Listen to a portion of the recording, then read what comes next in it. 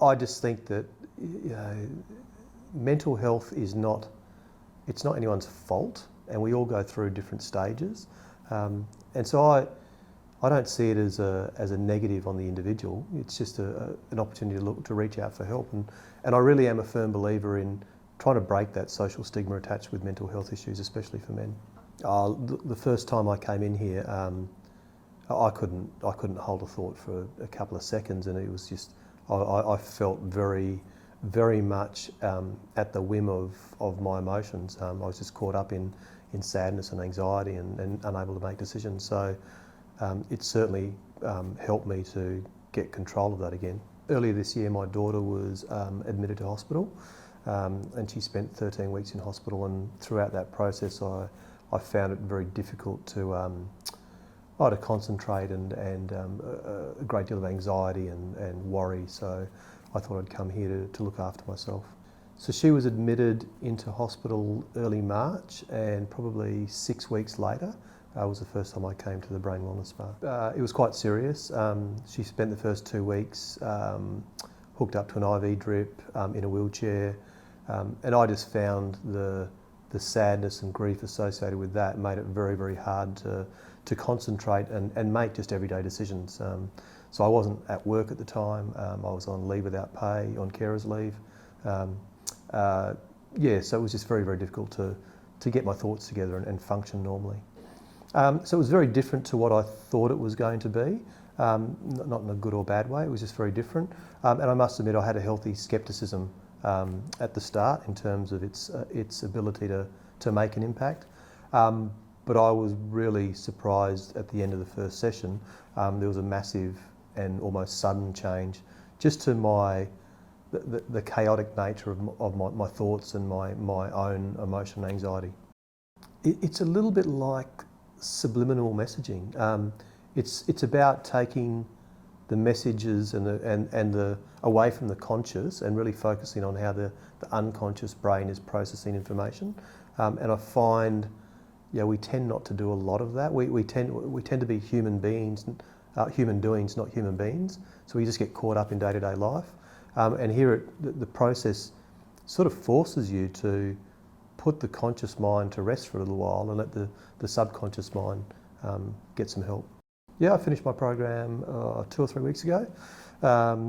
Everything's going along well. There's no, I've maintained, I'm fairly much back to where I was, last year, at the start of this year, prior to any concern or illness with my daughter. That's cause or effect, but my daughter's also well and truly on the way to recovery. So I think those two things have sort of helped me along. I've never really been an anxious or depressive or worried person. I've never had any real issues in terms of my confidence to do things. It really was an impact of when my daughter became ill.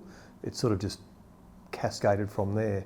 Throughout the process, though, I did get to realise that there were other factors, I guess, which were contributing to the anxiety and worry that I had than just my daughter's illness. And those were things about unhappiness and other areas or aspects of life. It sounds a bit funny. It's almost given me the ability to stay somewhat removed from my emotion. So things are still happening where I think about them, but that's distinct from worrying about them. And so it's allowed me to stay a little bit more distant from events and be a little bit more objective rather than subjective in those events. And that's something that actually really has helped. I used a couple of different therapists in my program, and we sort of clicked really well. I clicked really well with both of those. And I would absolutely recommend that people come in and, if you're experiencing something, come along, do the program. It's really beneficial and helpful. I came in for a sort of a top-up session, or just it's been 3 weeks, 2 or 3 weeks since my last session, so just part of that maintenance strategy. I think from here on in, I'm going to continue to use the tapes and the recordings that I've got, and then sort of space it out in terms of how I use the program going forward. Yeah, there's a couple of different tips and tricks that I was sort of that were suggested to me along the way. And some of those are things that I'd been doing before but forgotten, little mindfulness techniques or self-appreciation techniques, thankfulness techniques, just to sort of bring you back into more of a grounding or being a bit more centred. I think all of the people, all of the family and friends that are around my daughter's illness have commented on my ability to navigate my way through that journey, and that's been going on for 3 or 4 months. So I think that's testament to the way that the program's helped me to manage myself through that process. I just found when my daughter was first admitted to hospital, I immediately went on carer's leave, and I stopped responding to emails, I stopped returning phone calls to friends, and there was virtually nothing else I could do but focus on her well-being.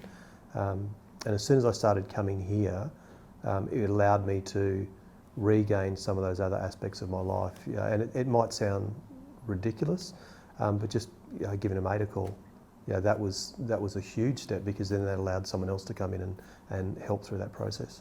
It's an incredible reward or gift, I guess, because it certainly did help me to navigate through my daughter's illness, and she's well and truly back on track, and almost back to where she was last year before any of what occurred happened, and that means the world, because that's my daughter back. So.